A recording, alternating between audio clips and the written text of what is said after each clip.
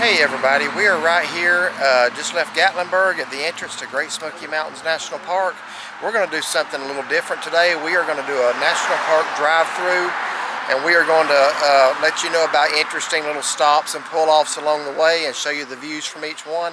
So we're going to take our time going through the park today, and we're starting right here at Gatlinburg and the Sugarlands entrance to the park, and we're going to finish up over in Cherokee at the kind of lofty entrance to the park. So go with us through the national park as we tour the overlooks, and we're going to point out some features along the way.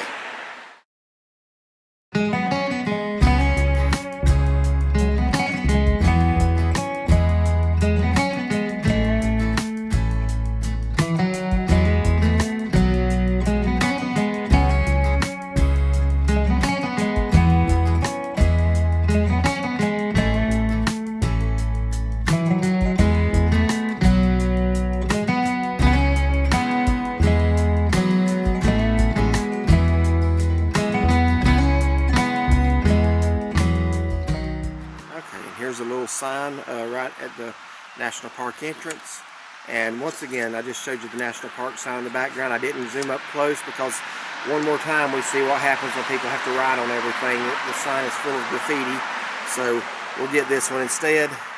A Wonder of the World, and it tells a little bit about Great Smoky Mountains National Park. This is the most visited national park in the United States by far, so just keep that in mind. That's why the crowds are up here. It's also one of the few national parks that does not charge an entrance fee to get in. Most of the others do. We were just at Grand Canyon here a few months back, and it's $35 to get in. There is no entrance fee to Great Smoky Mountains National Park. So anyway, we are right here at the Gatlinburg entrance once again, and we're going to go across the mountain, take Highway 441, and end up in Cherokee. Alright, and so we begin our tour of Great Smoky Mountains National Park. This will be somewhat of a long video. We're going to be recording most of the way through. Probably not all the way, but we are going to feature the highlights.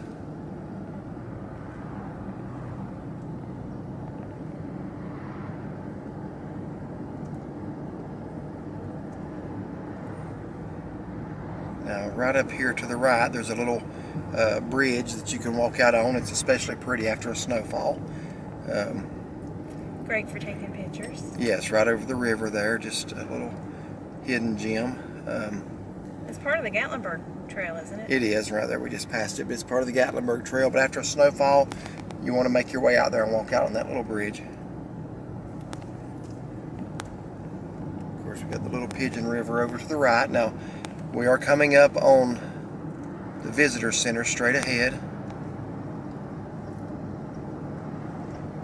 And actually, before we get to that, here's the Gatlinburg bypass. If you're coming down off of Newfound Gap and you want to miss Gatlinburg and go over to Pigeon Forge, you would get on that. Or if you're leaving Gatlinburg and you want to go to Pigeon Forge without fighting the downtown traffic, you would just bear to the left right there. And there's two good overviews up there of downtown Gatlinburg, as you can see. Yeah, from the bypass, there's two good overlooks where you can get some really neat shots of Gatlinburg and Mount LeConte in the background, at the second one especially. Yeah, we've taken some night pictures up there before, and snow pictures. Yeah. Alright, and we're going to be coming up here at the Visitor Center. The Sugarlands Visitor Center is going to be up here on our right. Well, tell us a little about that. Well, you can go inside. They've got park rangers in there. They can get park information, trail information. They have a little gift shop, souvenir shop in there. You get t-shirts, music CDs of Appalachian music, books, trail maps, so forth. And they also have a little like wildlife thing that you can walk through and learn about the plants, the different animals. This is the Sugarlands Visitor Center. Yep. Now, if you turn right here, this takes you over to Cades Cove. That is, in some parts it's called Laurel Creek Road, and it's also called Little River Road. But if you're going to Cades Cove, you want to turn right here, and it's 24 miles straight ahead. You don't have to get off that road again. You end up right in Cades Cove, but we're continuing on straight. We're going south on Highway 441 into the Great Smoky Mountains National Park, or through it, I should say. We are 13 miles from Newfound Gap, 20 to Clingmans Dome, and 33 to Cherokee. Now, one thing I want you to notice down here in the lower elevations, how green it is. You see the dogwoods, the white flowers starting to bloom, the dogwood trees, and it's very green right here. The leaves have come forth on the trees, but the higher up we go, the less green you're going to see, and by the time we get to Newfound Gap, the trees up there have not even started putting their leaves out yet. The only thing green up there is the evergreens that stay green all the time. So you're going to notice several climatic zones that we go through on the way up there.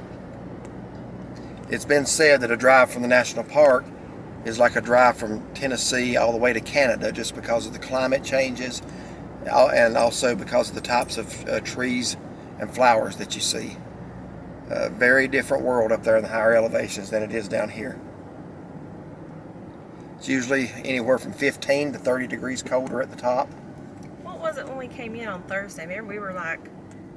It was in the 40s at Newfound Gap, and it was in the low 70s in Gatlinburg. Yeah. So that was it was about a 25-degree difference. Mm-hmm. And like right here, there was a little sign that said, you know, quiet walkway. They have little walkways that you can just stop, pull off, and just kind of walk into the woods a little way. If you want a little taste of nature, but you don't want to do a long hike, look for the little signs at various places throughout the park that says quiet walkway. And they're just short little walks through the woods. And, you know, they're pretty nice. Usually pretty easy to do. We've only done just a handful of them. Yeah. Okay, coming into view now is the Bullhead section of Mount LeConte. That's where one of the trails called the Bullhead Trail goes up and down the mountain. And the top of LeConte, this is just one end of it. It's actually a pretty massive and long mountain. It is in the clouds. You can see where the fires devastated the sides of that hill. There's two overlooks where you can get this view. Here's the first one. As far as I know, it's unnamed. We're going to pull off at the next one. It's called the Campbell Overlook, and it will be here on the left, and we're going to get out and show you a little bit of that. So we're going to pull right now into the Campbell Overlook.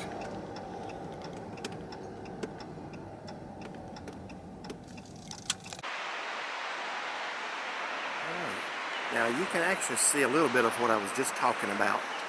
You can see the green, and then as you go up the mountain, it just stops. And up there, you can see where the leaves are just now starting to come in on the trees. This is looking back down at the Sugarlands Valley right here. And looking up at the Bullhead area of Mount LeConte. And again, you can see the damage the fires of 2016 did. All of the dead trees and just all of the barrenness up there. It has not yet recovered. I don't know if it'll ever look the same again. If it does, it'll be a long time. But this is the view from the Campbell Overlook. So, all right, before we left, I saw these signs down here. So, I'll go ahead and show you those. Some of these signs they're very, very hard to read. They're weathered and, you know, white lettering against a very light background. But this is the man that this overlook was named after, Campbell. And you can't even really read all of that. But here's what it actually shows, the different types of forest. You've got the pine oak forest higher up, the mixed oak lower. You've got in the lower elevations the hardwood forest, and go up a little bit, the hemlock. Then you got the northern hardwoods. And then about 4,500 feet or so, you got the red spruce Fraser fir trees that you see a lot of in Canada and in New England. And they grow down here in the south in the higher elevations.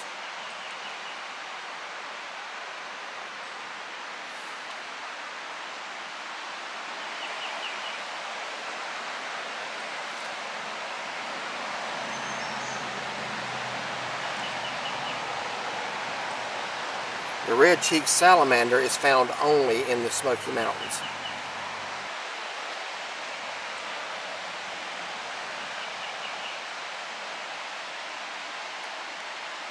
Alright, let's move on.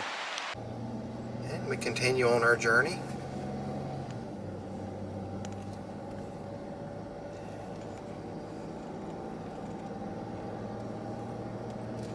Yeah, go slow past this sign here. I do want to bring this to attention.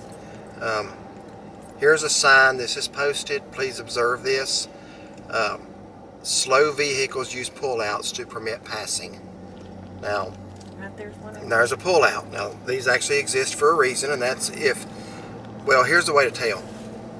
If it's pretty clear in front of you, but it looks like a funeral procession behind you, you probably need to use one of those pullouts. That means you're going very slow. We want everybody to take their time and enjoy the park, but there is a speed limit through here, and if you want to go slower than that, you do need to let other people pass, and that's what those pull-offs are for. So it's about 33 miles through the park, and that can take you 45 minutes to 2 hours, depending on who's in front of you or how well those signs are being observed. Yeah, who's Yes. dictating the flow of traffic? Yeah. So, you know, it's a pretty steady climb from Gatlinburg up. It's a pretty steady climb in elevation. You start off at the National Park sign at just over 1,300 feet, maybe around 1,400, and we're going to top off at Newfound Gap, just over 5,000 feet above sea level. So you gain about 3,600 feet in elevation on this road, and then you descend back down the mountain into Cherokee, and you only lose about 3,000 feet of elevation going back down, because Cherokee sits a little higher than Gatlinburg. Cherokee's a little over 1,900 feet. So you maybe lose 3,100 feet going back down the other side. Straight ahead, we see the Chimney Tops coming into view. We'll pull off and get a better look at those here in just a moment. And there's a good person right there. They pulled off and we weren't riding them. We weren't going fast, but they did the right thing. So If they want to stop and enjoy it somewhere, absolutely, that's fine. it's everybody's park. That did not sound good. Oh, that's the bottle. I thought something hit her windshield. One thing we've noticed about these plastic water bottles, every time we cross mountains, they start doing that. It's the air pressure, the elevation change. Usually your ears start popping about the same time. I thought something right there hit our windshield, but thankfully it was just that water bottle. Yep. It's not really a heavy congested traffic day here in the national park. We've been through here at times where it's just lined up, but this is actually a really good day to go through, for a Saturday especially. For a Saturday, fall, I mean, it's beautiful in the fall. Oh goodness, but yeah, you might as well plan on half a day out of it. And you can see like all the little white flowers there amongst the ground. Okay, coming up on our next point of interest is the Chimneys picnic area. And we have been here a number of times. I could not tell you how many. This is a great place, especially in the summer. If it's hot in Gatlinburg, you want to come up here and escape the heat. This is a beautiful picnic area. It is. A lot of the picnic spots are along the river, but if you want one of those, you ought to get here early, because some people actually come and spend the day here. And because kids can get out there in the water. Yeah, you want to be careful with that though, because it moves pretty quick. But there are other picnic spots that are not along the water, and you can still easily access the river. But if you really want to try to get one on the water if you can. Just a beautiful picnic area here. A lot of people are out enjoying it today. But each spot has, of course, a picnic table and a grill, should you want to grill out.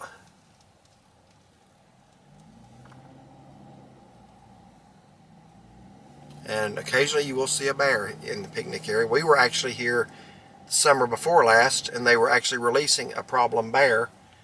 And they actually went around asking everybody if we wanted to see a bear released. Well, who don't, you know? And what they did was they had it in a cage on the back of the National Park truck, and then when it ran out, they shot it with paintball guns. And they wanted everybody hollering and screaming at it to scare it. What had been happening was it had been coming into the picnic area and causing trouble. So they wanted to have it, you know, to give it a bad experience so it would stay away. I don't know if it worked or not, but we were here the day they released him. So yeah, that was pretty neat to see. Yeah, I felt sorry for him. He took off up that hill when they started pelting him with those paintballs. I mean, I guess they got to do something, but you know, I kind of like bears. I got a soft spot for them, so. But it's a pretty big picnic area. I don't know how many sites they have. They do have a lot. Yeah, they do. I'll tell you another time, it's very pretty through here is the fall. It looks like it's on fire. Yes, yes. There's a lot of red and the bright orange trees through here. Yeah, a lot of maple trees through here. Watch this little boy. Yes, yeah. All right, and right here you can see the river. I'll tell you what, we'll pull off here in just a moment, and I'll get out and let you see some of the river. So there, you actually come in one way. You can go straight, in the middle, or if you turn right here, this goes to the river side. which I'm going to do that because yes. look at those. Pull off right here, and let's go ahead and get a view of the river. since this is an open spot. Okay, here we are at the river, and to me there's not much any more peaceful than a flowing river in the mountains, rushing over the rocks like it is.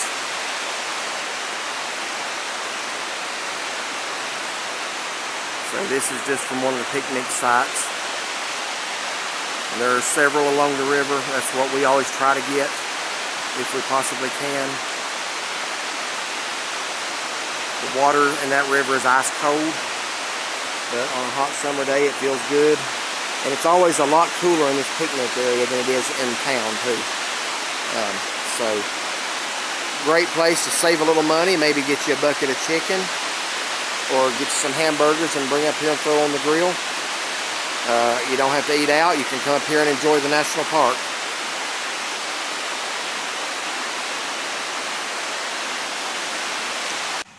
Alright, we're continuing on through the Chimneys picnic area. This picnic area sits at an elevation of about 2,900 feet as opposed to Gatlinburg about 1,300 feet. And some of you might be wondering why I talk about elevation so much, because it plays directly into the weather. You lose about 4 degrees Fahrenheit for every 1,000 feet you climb. So, and you factor that in, and also with the fact that this is in the shade, and you're looking at probably 6 to 8, maybe 10 degrees cooler here than in Gatlinburg. And I'm going to pan over here a little bit and just let you see more of the river.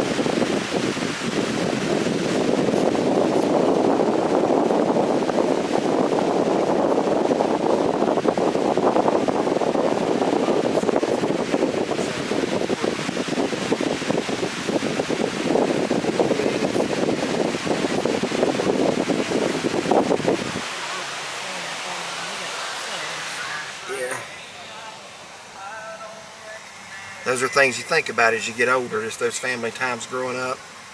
And, you know, this day and time, I'm not saying it's wrong for kids to play video games. I mean, you know, it's okay to a point.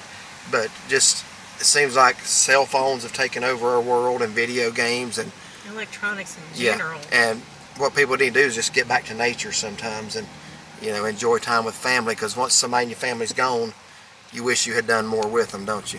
Absolutely. And it's one of those things you'll look back on, and I guarantee you time spent with family, you won't regret it. No, you won't. So right here, it turned left to go back down into Gatlinburg, but we are going to turn right over towards Cherokee and head on up the mountain. And you can already see there's less and less green on the trees here. We're getting to the elevation now where spring is just starting to get here. Look at all the little wild, whatever kind of flowers those are. Oh yeah, little patches of white flowers.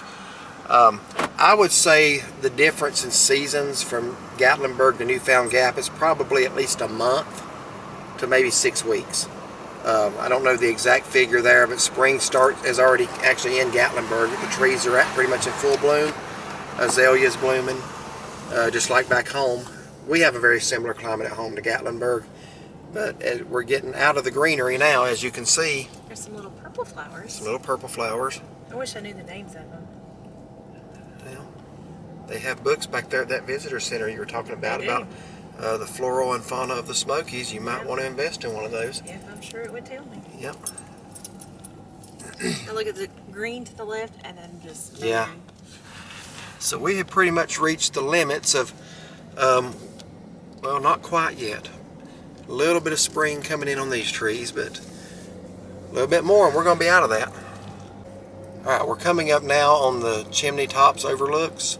We're going to pull off here. I want you to see some of the devastation from the fires. Maybe go to the next one, it's a little bit wider. Yeah. That was pretty occupied. There's actually 2 right here side by side. I'll go to this one. Actually, there's 3. I don't guess it matters between these 2 which one we go to, so we're going to stop and get out here. Okay, I'm going to let you see the whole ridge line here. This is where the fires of 2016 that devastated Gatlinburg and Pigeon Forge, this is where they began, right here in this range, and more specifically over there on the Chimney Tops.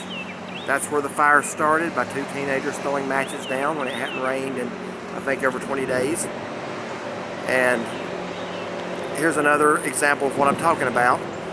Whereas you go down the mountain, you start seeing the leaves coming in on the trees a little bit more. but the chimney tops are still charred black. They didn't used to be black. That's from the fires 5.5 years ago. And a lot of the dead trees there, it just has not recovered yet. So this is a neat little overlook to stop at. In the fall, it's very pretty when the leaves in the valley are changing. So we're going to get back in and head on. Okay, we're going to pull off this overlook just past the Chimney Tops Overlooks. It says Nature Exhibit. Let's see if we can't get a nice shot of the river here. We'll see what the nature exhibit is here. Apparently the exhibit here is that there's a lot of different types of trees that can be seen from right here. And flowers. There's the purple flowers. Those were wild geraniums. I knew that. I just wanted you to look it up. Okay.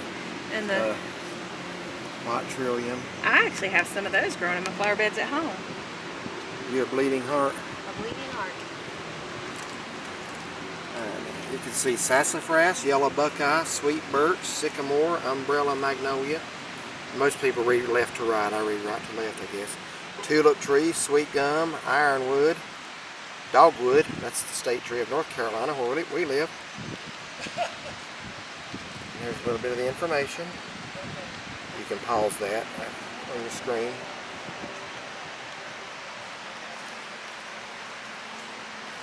Alright, let's walk on over here and see if we can't see the river. Well, continuing on our journey, there wasn't really much of a river shot from that nature exhibit. You could see it, but it was way, way down the hill. So we're going to wait until we can get a better shot. So tell them what just happened to you there as we were walking back to the car. There was a mom and a daughter. I mean, daughter was probably late teenage years. And as I'm walking to the car, wasn't even really paying attention looking at him. She rolled her window. She says, "You're really pretty." Yeah. I said, "Oh, well, thank you." It's like, unexpected. That was sweet. So it made your day. Unexpected compliment. Yeah, at least it wasn't from a guy. True. I wouldn't have liked that. I don't mind it from a girl. So she was just being nice. Yeah. Yeah, she was. Alright, we'll go through a tunnel here. It says use lights. I don't remember this tunnel really being that long. No, it's not that long. And this isn't the loop, is it? I don't remember seeing the sign. I don't either. But no, coming up, there is going to be a 360-degree loop. Yeah, this is not it. Very short little tunnel there. So we're continuing on up the mountain. Alright, we are now at the Chimney Tops trailhead. You don't have to put it on parking space. That's just past that tunnel. I turned the camera off. I should have just left it on. This is where if you want to hike to the Chimneys, you can do so. We did that 2 years ago, I guess 2020, the fall of 2020. It's a short 2-mile hike, but don't kid yourself, it's strenuous. It's almost all uphill once you cross the river a couple of times. Yeah. It's pretty much all uphill. Now, something I will tell you about this trail, if you don't want to hike the whole thing, you just want to keep it easy, come in the fall when the leaves are changing, just walk down as far as the bridges that cross the river. There's 2 of them initially. Very, very pretty place to watch the river and see a lot of yellow maple here. But it's a 2-mile hike, actually 1.75. It used to be 2 miles. I'll explain that here in just a minute. Go ahead and you can go ahead and pull out. But sometimes in the fall, it's hard to get a parking space here. When we hiked it, we had to park way up the road on the left side, about where you see that burgundy car up in the distance. The trail now back this way a little bit, but the trail now has a lot of stairs. Yeah, that it does. Put into it. They've improved it somewhat, but there is a lot of stair climbing on that trail. We're coming up on the 360-degree loop where the road crosses itself. What I was going to say about that hike is the first time we ever did it was back in 1994. You could go all the way to the top of the Chimneys then, but since the fires, the rocks, and just the land itself is very unstable, they do not allow you to go up to the top. We're going into the 360 loop now. They do not allow you to go to the top of the Chimneys. There is a gate up there and there's an observation platform. When we were up there in 2020, a lot of people were going around that gate and doing it anyway. We do not recommend that at all. That mountain is just sheer rock. Those rocks are loose. Yeah, they're saying how dangerous it is. You could fall to your death up there very easily, so it's best to just observe the rules.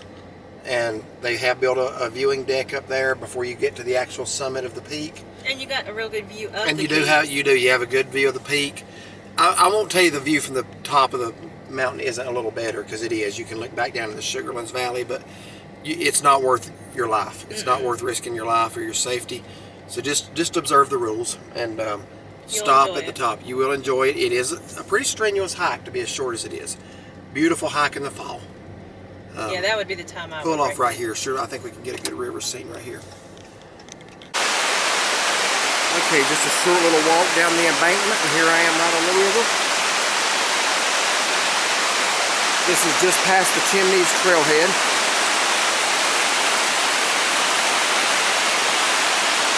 And I'm the type of person, again, I could just pull up a chair and listen to this all day. Or pitch a tent and just, which you can't do that right here, but just listen to that all night and sleep to that sound. That would be really, really relaxing. You see the thick rhododendrons right there along the river banks. It's a beautiful national park.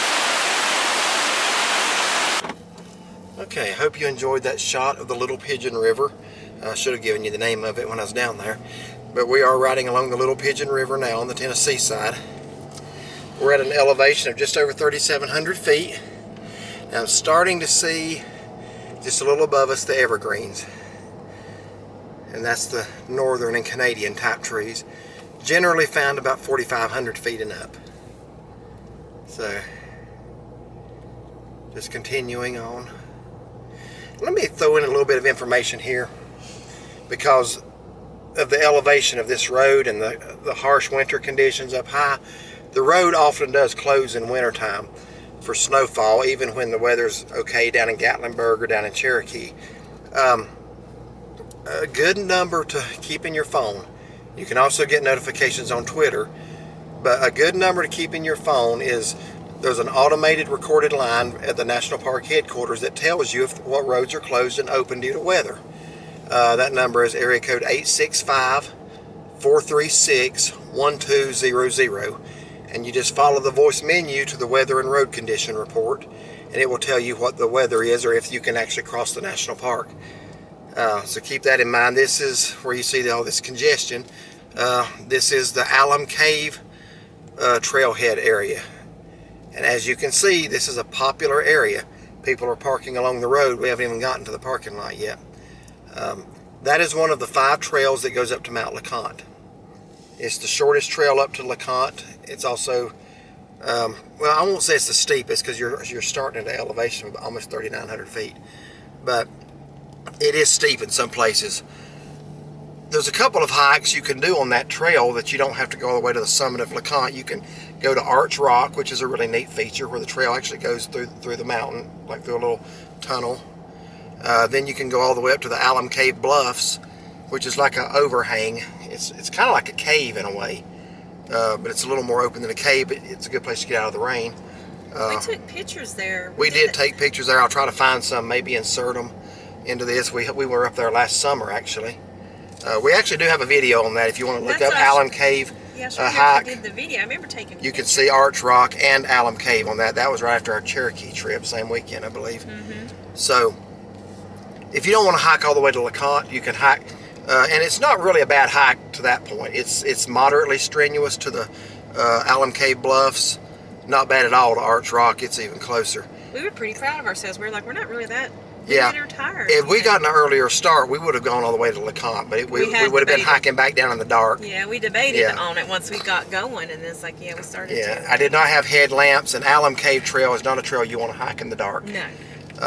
When you get up near the summit of LeConte, it gets very narrow, and when I say narrow, I'm talking about 1,000-foot drop-offs on one side, and the trail's about a third as wide as this road, as one lane of this road.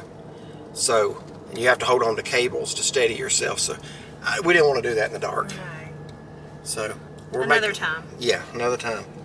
We're making our way up towards Mount LeConte now. I'm sorry, Newfound Gap now. I guess because I was just talking about Mount LeConte.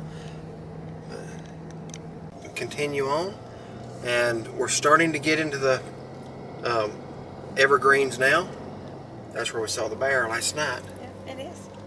So we're starting to get into the evergreens, and the northern hardwoods are still holding on. One of the reasons the fall colors are not as nice up high, even though they start up here earlier, like at the beginning of October and late September, one of the reasons they're not as nice is because it's more evergreens and less hardwoods. And once you get down to the mid elevations, it's where you start seeing the maple trees that are so pretty. The road is going to start ascending pretty quickly now. It's going to get curvy, and we're going to end up at Newfound Gap, and we're going to stop at Newfound Gap for a little bit. I want to show you the views there, and also we're going to try to get on the Newfound Gap webcam too, and it updates at the top of every hour. So that's also a good feature. You can see, if you want to see if there's snow in the national park, just find the Newfound Gap webcam. You can Google it and it'll take you right to the link, and you can actually see a live view of Newfound Gap, and you can tell how much snow is up there. So that's a really, really handy feature if you're trying to plan a trip and you want to know if you can cross the national park or if you're going to have to go around it. There's a lot of little curvy shaded parking areas up here on the left, a couple of them. When there's a heavy snow, the snow sticks around in these little shaded areas for a good while. So we've come here many a time and made many Christmas cards just by taking a picture of ourselves in the snow and then putting it on a Christmas card. Yep. We've done that many times just from one of these little pull-offs up here.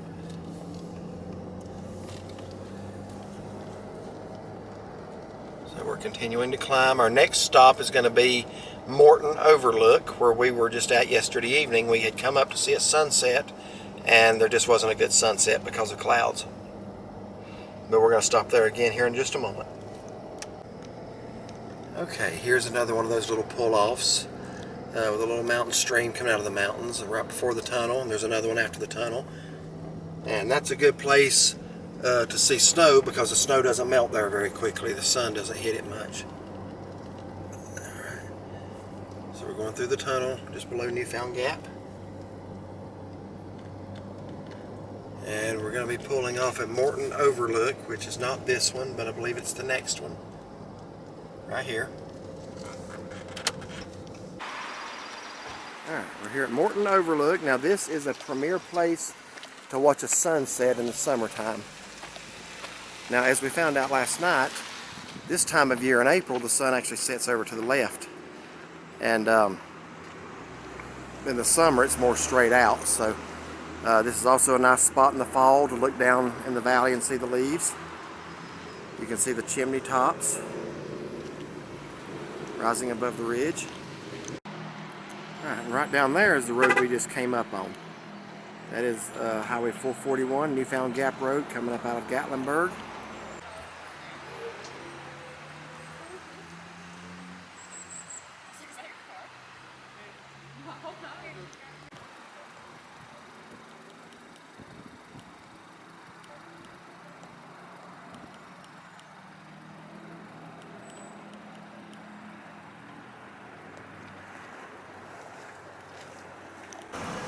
Okay, continuing on up to Newfound Gap, here's another overlook. That's also a good overlook to watch a sunset if you want to avoid the crowds at Morton Overlook. That's an alternative. We're almost at Newfound Gap, which is the crest of the Smokies as far as Highway 441. So we're going to pull off here at Newfound Gap Overlook. We are now straddling the North Carolina-Tennessee state line. And we're going to get out here and walk around and give you some information about Newfound Gap. Okay, we're here at Newfound Gap, and you're not going to be able to make it out, but up there at the top of that rock wall is a webcam. And that's a really handy item to check if you want to see how much snow is up here in the winter time. It's supposed to take a picture at the top of every hour. It's right at 2 o'clock now. So what we're hoping to do is be on the webcam the next time it takes a picture. So we'll see if that happens or not. But anyway, that's up there. And here's the parking area. And we are going to walk down and show you a few features here at Newfound Gap. But you can see it's very crowded up here at the top of the mountain. I'll give you a little bit of history. Do you know, I'll ask my wife, she's going to tell you. Why is this called Newfound Gap? Why is it called Newfound Gap? Because Yes. it was newly found. Well, you're actually on the right track there. Well, there was a gap that it was some Indian over the there. Smoky, well, yeah, it was called Indian Gap. The Smokies used to cross at Indian Gap because that was at the time believed to be the lowest area to cross the mountain from Cherokee to Gatlinburg until Newfound Gap was found. It was a newly found gap, like she just said. Out west, this would be called a pass. Here in the east, it's called a gap. So what this is the lowest stretch of the mountains that you can cross at from one side to the other. And so Indian Gap was replaced by Newfound Gap. And by the way, it's not Newfoundland or Newfoundland Gap. A lot of people make that mistake. Newfoundland is in Canada. This is just Newfound Gap. There's no land on the end of it. So that's what's behind the name. When the road originally crossed the park, it crossed at Indian Gap. Now it doesn't. So Indian Gap is 2 miles from here through the woods. So we're going to get ready to walk down and show some more things here at Newfound Gap. And folks, we're pretty excited. This is a picture of the Newfound Gap webcam from my cell phone. And there is the Blue Princess, the Dodge Charger. And there is me just recording my wife, asking her about the origin of the name Newfound Gap. And I don't know how good you can see that, but that be us. And we made it to the webcam shot, so we're pretty excited I'm about pretty excited about that.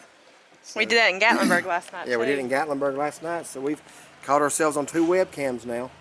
The one in Gatlinburg at least is live. This one here is just once an hour. But anyway, we're on it, so screenshot that. Don't I just did, yeah. I sent it to myself. All right, and there's the Blue Princess. That is Shaughnessy's car that we had to go all the way to Corbin, Kentucky to get. Because she had to have that color. Well, look at that color. It's a nice color. All right, let's check out some features of Newfound Gap. Okay, Shaughnessy just informed me that I've irritated her so much she just had to get out of state away from me. So she left me in North Carolina. She went on to Tennessee. So I don't know what to think about that, but I'm coming back to you, sweetheart. well, don't rush. Don't be in any hurry. So all right. Anyway, we're gonna walk over here and let you see the view. Okay, here is the view from Newfound Gap. From this side, you're looking down into North Carolina. That is also the Newfound Gap Road you see in the distance. That's where we're going to be. That's going back down into Cherokee. We just came up from Gatlinburg, so we're going to be on that stretch here in just a few minutes. But unfortunately, the higher elevations are in the clouds right now, but you're looking out towards the Blue Ridge Parkway in North Carolina and around Water Rock Knob and Mount Lynn Lowry in that area. That's the view way out into the distance outside the national park. Of course, these closer ridges, that's Thomas Divide right there. So the road, once we leave here, this is a little complicated, so I'm going to pan around here. We're going to turn left out of the parking lot right here to head towards Cherokee. And we're going to go that way. And the road winds all the way around behind the mountain, back over this way, down the other side of Thomas Divide, which is that ridge right there. And then once it gets to the edge, it comes back towards this direction going downwards, and you can actually look up at that point and see Newfound Gap up above you, straight ahead of you, once we get to that stretch right there. So anyway, this is the view from Newfound Gap. Now, Morton Overlook is a place to watch the sunset. This is a good place to watch the sunrise because you're looking east back into North Carolina. So, all right, let's walk over to the Rock Monument. We'll talk about that. Over here, in case you need a bathroom break, there are restrooms up here. A little bit primitive, but restrooms nonetheless. So if you need a restroom, you just walk down this little path right here, and you can see several people coming up from there. All right, on over to the left is actually the Appalachian Trail. That's a 2,100 plus mile trail that starts in Georgia on Springer Mountain and ends on Mount Katahdin in Maine. So the highest point of the Appalachian Trail is on Clingmans Dome, but it does cross here at Newfound Gap. And some good hikes from here. This is also another way to hike up to Mount LeConte. You stay on the Appalachian Trail for 2.7 miles and then take a left on Boulevard Trail for another 5.3. It's 8 miles from here to the summit of LeConte, where you can hike out to Charlie's Bunyan or another place called the Jump Off. And those are some pretty steep drop-offs, but very scenic. This is the Appalachian Trail.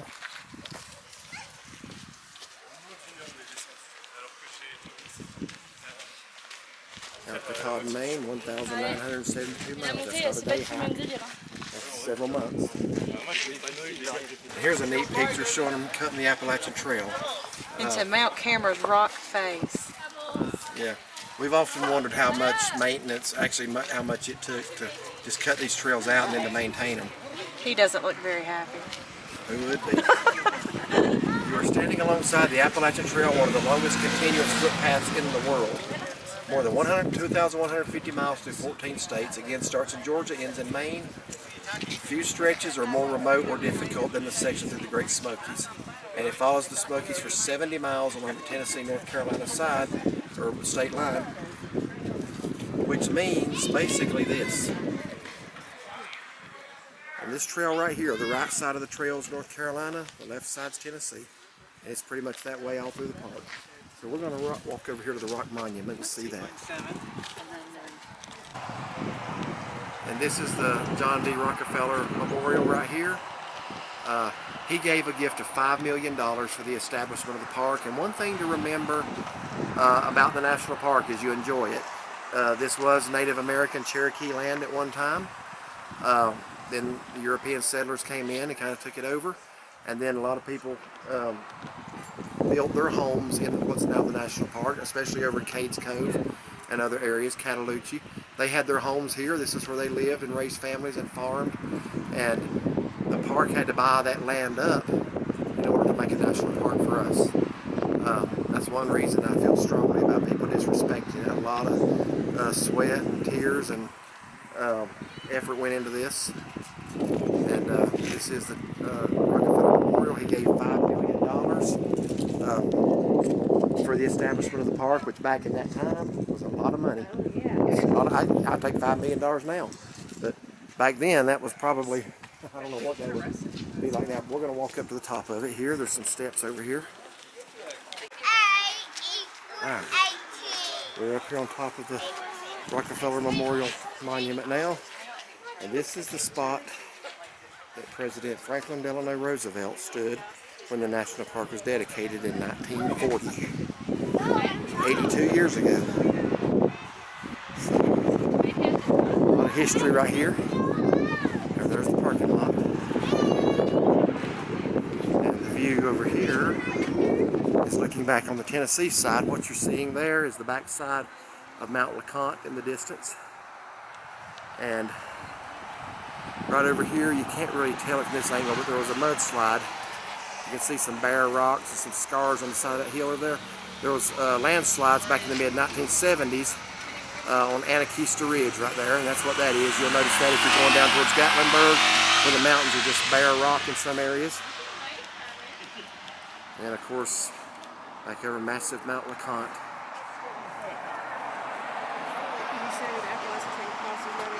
I will. And here's the sign. You're 15 miles from Gatlinburg. You're 7 miles from Clingmans Dome and 20 miles from Cherokee. And like she was pointing out, where you see that orange sign, that's where the Appalachian Trail actually crosses here at Newfound Gap. And of course, I showed you a moment ago where it goes towards Charlie's Bunyan and Mount LeConte. And that's headed towards Indian Gap and Clingmans Dome. So, anyway, that's the view from Newfound Gap. So, we're ready to do the North Carolina side now. Okay, we're done at Newfound Gap. We're going to now descend the North Carolina side of the Smokies, and we're going to point out some of the highlights along that part. Now, up here on the right is the Clingmans Dome Road. That's a 7-mile road to the parking lot. We're not going to take the time to do that today. We do have separate videos on Clingmans Dome. Check out sunrise at Clingmans Dome and sunset at Clingmans Dome.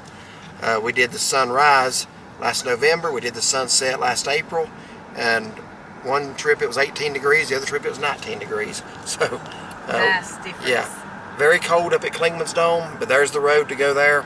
A little hint about Clingmans Dome: if you pull off at the first little pull-off area, there's a couple little buildings there, small buildings, and then walk the path. There's a tunnel that goes under the road there, so very easy to find. But Clingmans Dome is at an elevation of 6,643 feet, highest point in the Great Smoky Mountains National Park, one of the highest in Eastern America. Mount Mitchell is higher, a little bit higher, but not by much. So Tell them about the next overlook we're going to pull off at. We're going to be stopping at the Oconaluftee Overlook, which is a beautiful overlook. It is. It's one of my favorites. It's right in a curve, and thankfully they have a parking lot. Obviously, there. that's a Cherokee name, Oconaluftee. And this is one of my favorite overlooks. I mean, the views are nice, but it seems like especially in the fall, the trees just are really pretty at this spot. So we're going to pull in there briefly and let you see the view. Okay, here at the Oconaluftee Valley Overlook, again, there's a plaque here giving you information about the transitioning of the climates. In fact, it says we're standing in a transition zone, the boundary where two forest types converge. In the valley below, a northern hardwood forest thrives in the Oconaluftee River drainage. Above and behind you, a spruce fir forest climbs the exposed ridge. Here is the view from the Oconaluftee Valley Overlook, and like I say, those trees that are bare right now, when all of those are at their peak in fall colors, it's just absolutely gorgeous. But you are looking back into the North Carolina Smokies and out towards the Blue Ridge Parkway. We'll say more about the Blue Ridge Parkway when we get down to Cherokee, where it begins. So here's the curve. Actually, this Oconaluftee Valley Overlook is right in the curve right here, just below Newfound Gap, not even a mile.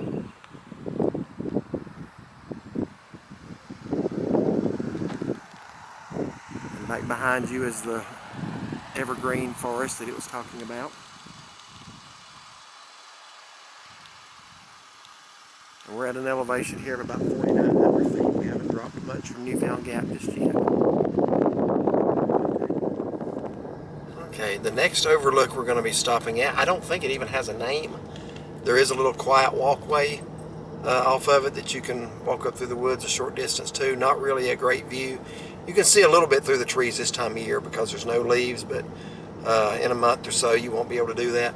But it's just a little peaceful walk through the woods. But one of the things this overlook does feature is there's a walkway with a rail that gives you an excellent view of the mountains, and we're going to pull through the overlook now.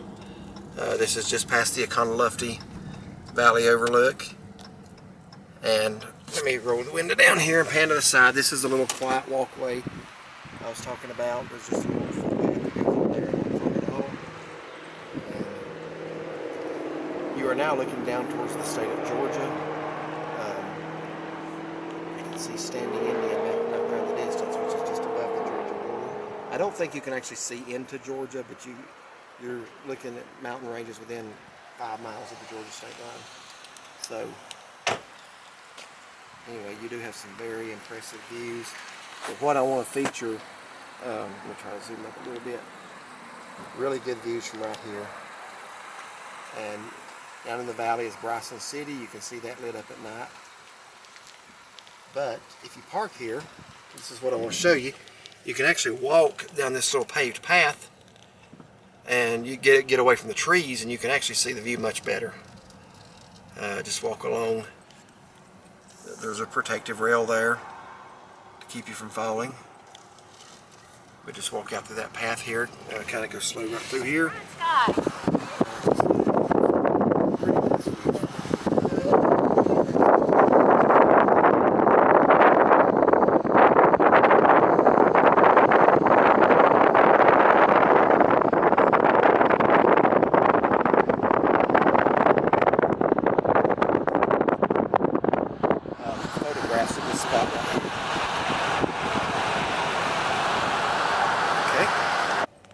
We are now pulling into the Webb Overlook, and we're going to pull off here and get out, and I'll point out a couple of features from here.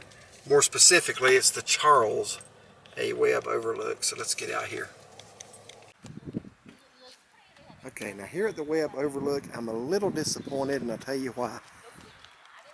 It's socked in the clouds, but on a clear day, you get a really good view of Clingmans Dome, which is the highest point in the Smokies. We were just talking about that.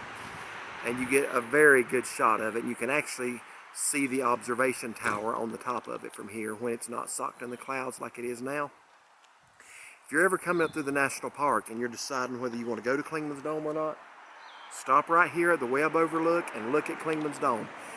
If you cannot see the top like you can right now, it is not worth the trip up there, the 7-mile detour and then the half-a-mile steep hike up a paved path. It's not worth it because if you can't see the top of it from here, then you can't see anything from the top of it. That means it's socked in the clouds and the view is going to be zero. On the other hand, if you can see it and you can make out the observation deck on top, take a trip up to Clingmans Dome and you'll have 360-degree views of 7 states. You can see North Carolina, Tennessee, Virginia, Kentucky, South Carolina, Georgia, and Alabama on a very clear day. I will walk down here and let you see some of the view from down here. Okay, from here, you are looking down into the Deep Creek area and also the town of Bryson City. I can only make out a few buildings from up here, but at nighttime you can see Bryson City pretty well from up here. And of course the mountains on out in the distance, heading down towards the Georgia border. But pretty good view here.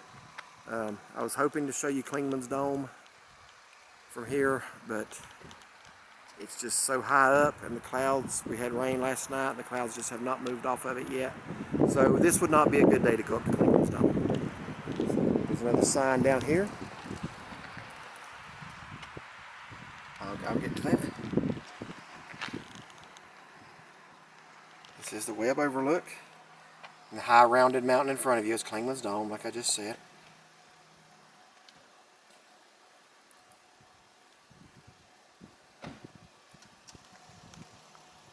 Talks about how they determined the altitudes of mountains back in the 1800s. It's pretty neat.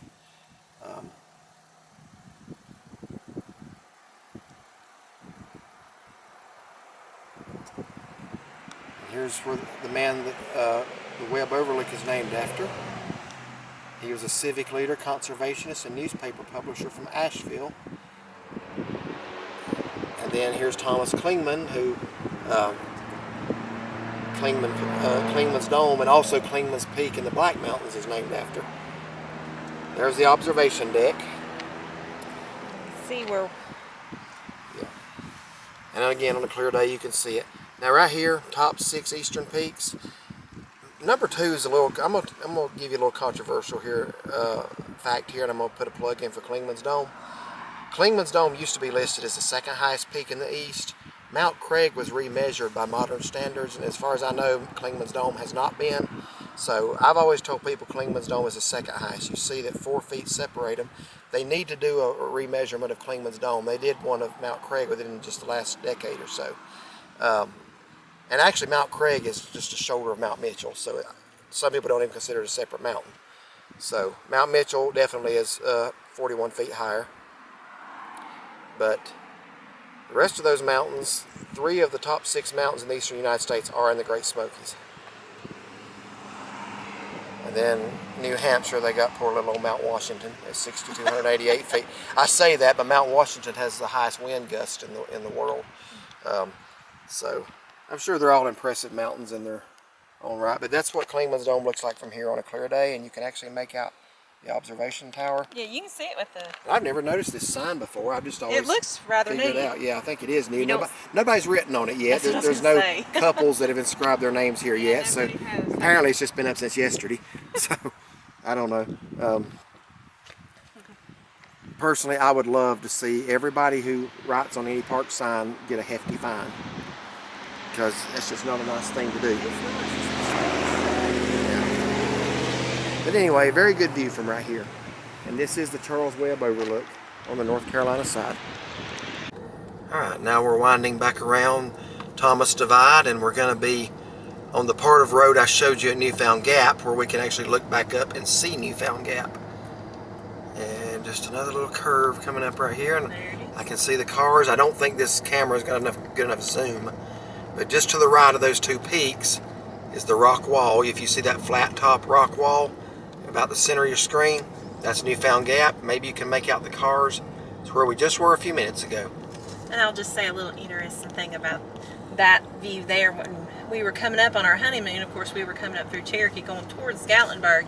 And this area here, I remember him telling me, he says, look out the back window. He says, you're going to see up above at Newfound Gap. He said, if you see where the cars and the rock wall is, he said, we're going to be there in a little bit. So that's always stood out in my mind every time I see it from this side of the road. It's like I remember him telling me that. Had I told you even what Newfound Gap was? Because you had never been up here. I think you had, or you were telling me, you know, that basically we're going to be up there in a little bit. I mean, you were explaining things to me. And she looked at me and said, so what? I did not. It was just neat, all the curvatures of the road that, you know, that you... She was a young little whippersnapper then when we got married, and the odds were against us when we got married, but 29 years this past Sunday. So... God's been good to us. Yes, he has.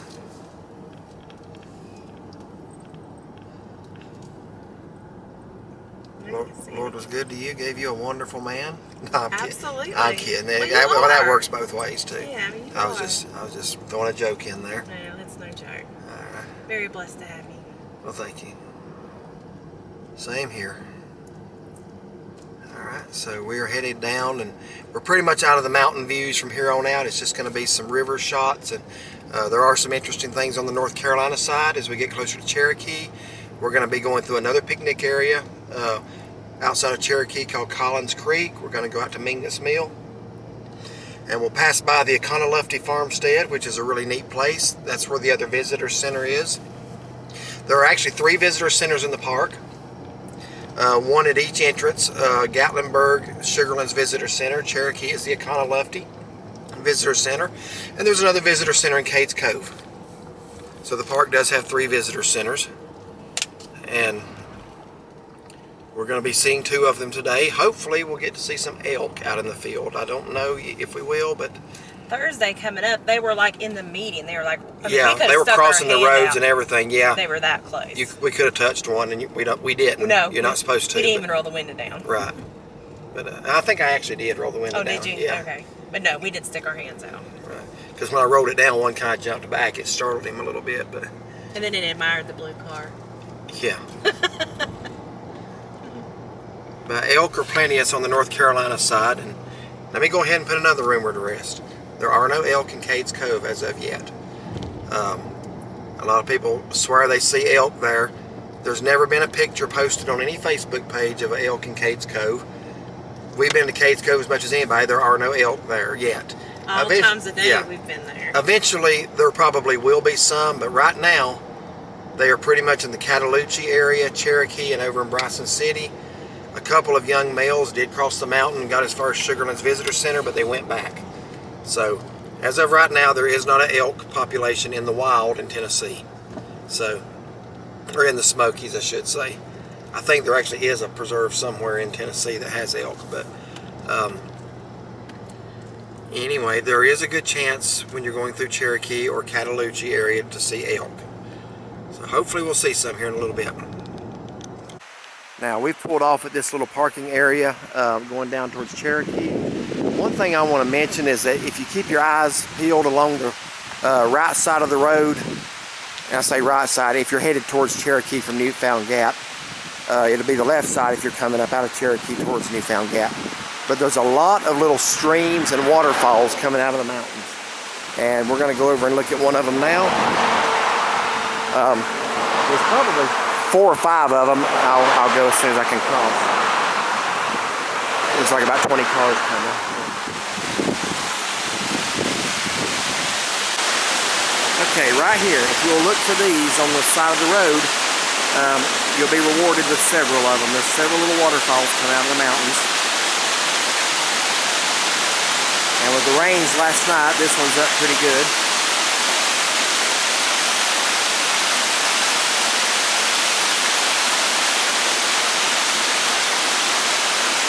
But those are just nice little things to see along the way. Okay, we're going to pull off here. There's a little trail here and a nice little shot of the Econo-Lefty River. So let's get out and enjoy the river. Okay, this is the Kephart Pond Trail, and 2 miles to the shelter. Looks like it's 2 miles to about everything from right here. So, nice little bridge here. And this is another pretty place in the fall when the leaves are turning. So I'm going to walk out on this bridge and we're going to look at the Econo-Lefty River.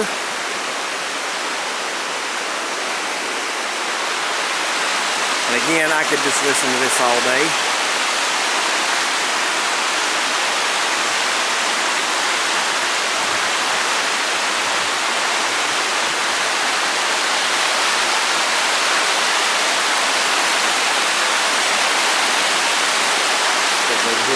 side.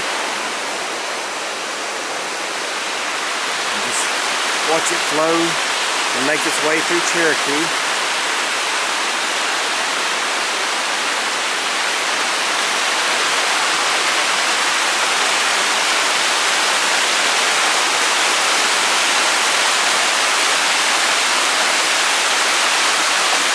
There's some really good trout fishing in these waters as well. If you're into fishing for trout, the Lefty River is a good place to do it.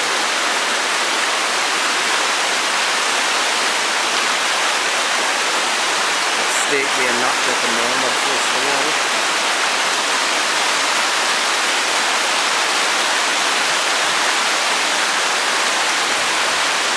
What do you think there, Shaughnessy? I think it's very nice and very relaxing. I could listen to this all day. Why don't you go on home, come back and get me later? Can I stay here with you? You can stay here with me.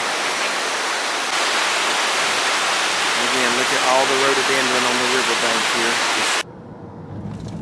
Okay, we continue on. And up ahead, we're going to see Mingus Mill and the Collins Creek picnic area. I don't remember which one comes first, to be honest with you, but they're not too far apart. And we're also going to be passing Smoky Campground. That will be on our left.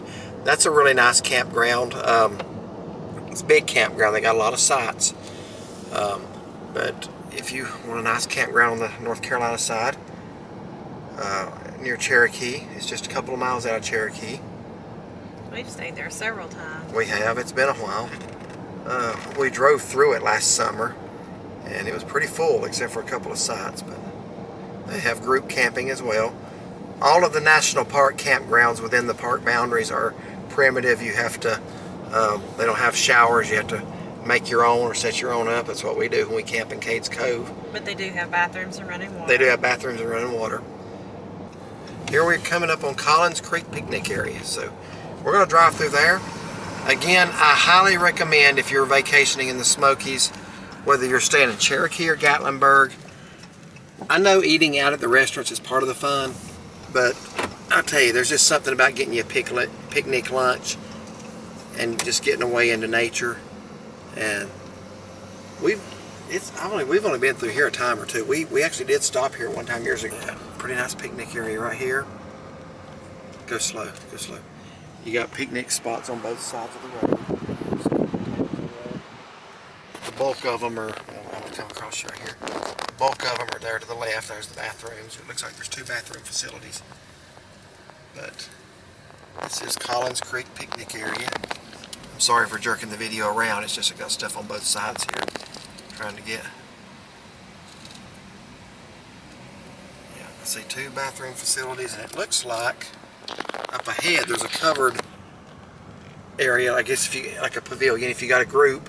It's like a large grill too. Yeah, like if you, I don't know if you have to reserve that. I don't know, to be honest with you, but yeah, large grill. So if you're going to have a group outing of some sort, like a youth group or church group or family reunion, something like that, that would be your option right there.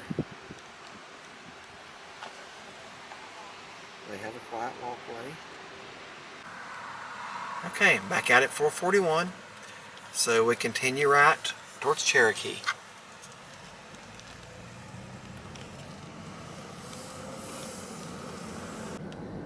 Okay, coming up on the left is Smoky Campground. I was just talking about that.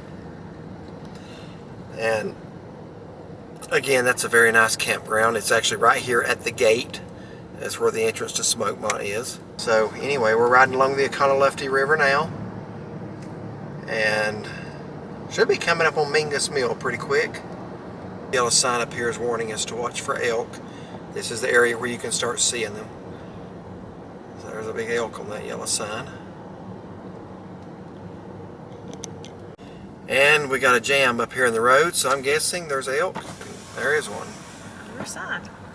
Yep. Now folks, I want y'all to know I'm going to be very close to this elk, but I'm in my vehicle. He's standing along the road, and I'm not about to go tell him to move. So I am going to hold the camera out the window, but I'm not going to be smart. Yes, there is. There's actually one in the woods on the other side of the road. I was kind of hoping we would see some. Once this truck goes by, you should be able to see that. These look like younger ones. They don't look as big. Yeah. There's that one. They're not tagged. Yeah. And sometimes you'll see them tagged or like with a collar on. Maybe they track them that way. So here's the one we're getting ready to pass right on our side of the road. Can't pull the camera back far enough. We remained in our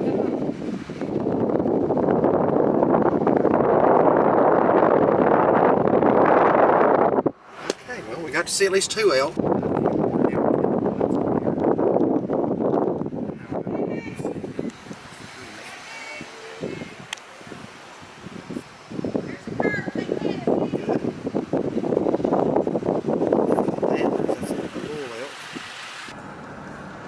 Mingus Mill, historic grist mill. So that's where we're going to be going next. Alright, we're going to walk up to Mingus Mill and let you see that. It's one of the last stops, like probably our next to last stop on this road. So this tells you a little history about it. 1886 it was built.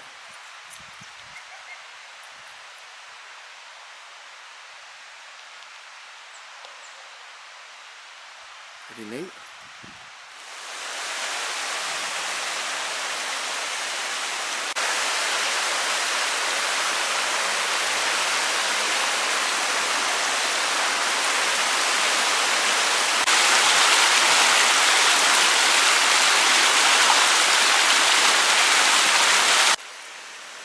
Straight ahead is Mingus Mill.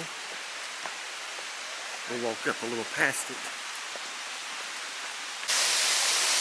And again, here's another sign that was obviously just put up recently because it's still in relatively good shape. Tells the importance of having a mill that would ground up corn in those days into flour and cornmeal. Basically, you didn't make it without corn.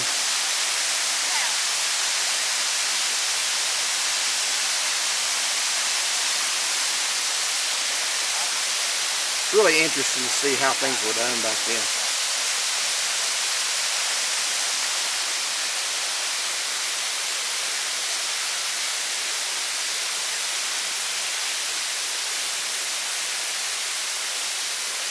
It says the family sold the mill to the National Park Service in 1930, or in the 1930s.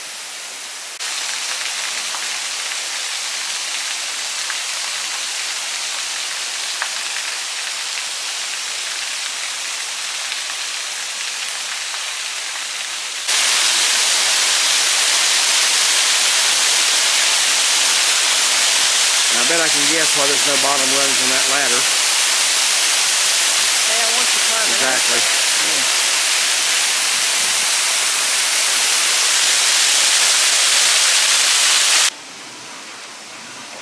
Where y'all from?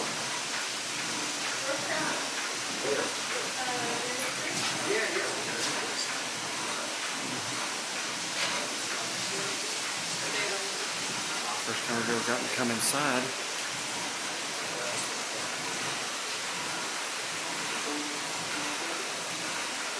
You can actually purchase the cornmeal. Here's lye soap. Here's the prices. There might be too much of a glare on that.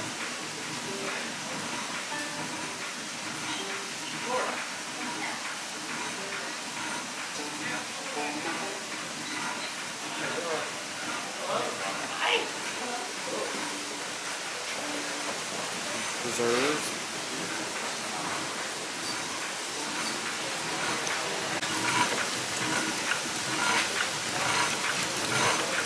See the block in there. They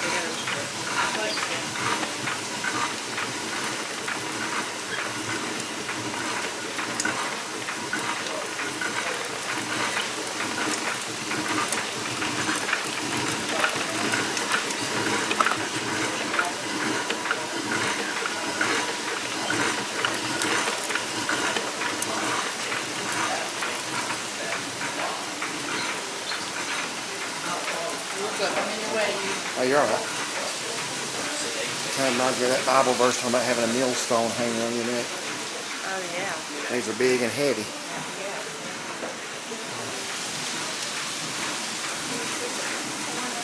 Oh, we've never gotten to come inside before. We're going to learn something. Posts there. Take a look, they're not attached. They're not posted. They are is look back here behind you. The bucket system. That's what's inside of it. That? Yeah. Everything between up there. Over got there is and around up there back in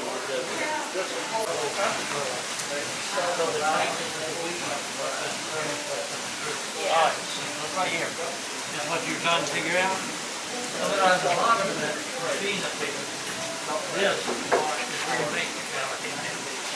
And nobody around here is making pastry, so he put it with the baking flour, so it's better on the baking. Came out down here, this is where the flour came out, the bran came out, she was over there, but you can remove so people get up and down the line. Wow. If you're doing it at optimum speed, you're turning out 350 pounds of flour now. Wow. Pretty dusty around here? Wow, that's pretty good. Corn meal didn't produce all much. Yeah. Wow, I didn't know that much went into it. Well, there were about 120 families that used this method this 5 mile radius. So you look over here and see the corn meal on the street, prior to the park, there were a lot of these I think they were farmers fishing to support a family. Okay, folks, we're getting towards the end of the Great Smoky Mountains National Park boundary on North Carolina side. Over here is the other visitor center I was telling you about. Let's slow down a little bit. This is the Econolofty Visitor Center. We started off near the Sugarlands Visitor Center, and now we're going to finish near the Econolofty Visitor Center. And it's over there. That's been recently built the last few years. Beyond that is like a little miniature Cades Cove. It's the Pioneer Farmstead. There's some old houses and cabins over there. We're going to come back and feature that in a separate review, maybe in the fall. A lot of neat little homes over there and barns. You can see Rattlesnake Mountain there in the distance in the center of your screen. And if we had time, the day's getting away from us, we would go on out there to the Pioneer Farmstead. It's really nice. But I think the fall would be a good time maybe to come back and do that. So it tells you about the crops and stuff too, and how they did that back in the day. Yeah. So again, we're getting ready to come into Cherokee.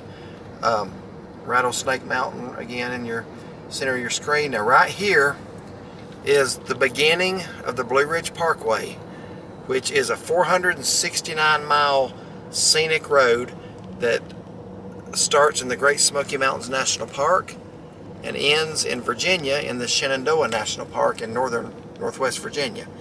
So this is either the beginning or the ending, depending on your starting point. 469 miles of scenery, and it starts right here at the end of the Great Smoky Mountains National Park boundary and the beginning of the Cherokee Indian Reservation. So we're going to be at the National Park sign here again on the Cherokee side in just a moment.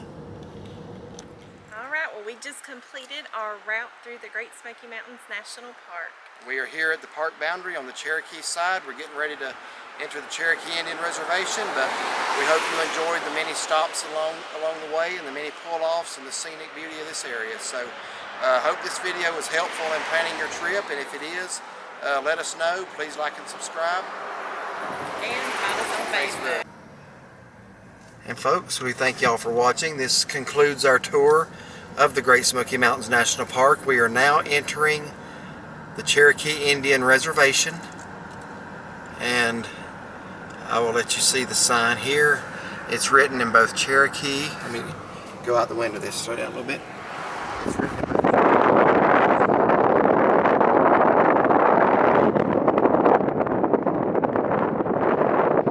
National Park. We are on the reservation of the Eastern Band of the Cherokee, and we want to thank you for riding along with us and hope you enjoyed it.